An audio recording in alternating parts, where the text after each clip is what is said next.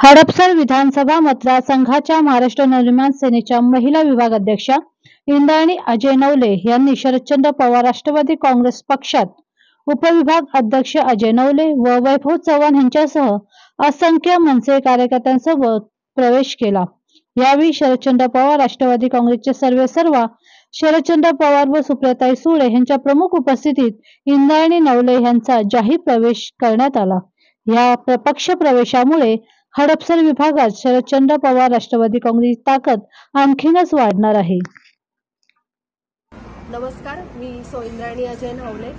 आज मी हडपसर विधानसभा मतदारसंघाच्या विभागाध्यक्षपदाचा राजीनामा देऊन मी आज माननीय शरदचंद्रजी पवार साहेब यांच्या राष्ट्रवादी काँग्रेस पक्षामध्ये प्रवेश केलेला आहे। महाराष्ट्राच्या हिताचा, अस्मितेचा, संस्कृतीचा विचार करता आम्ही हा निर्णय घेतलेला आहे।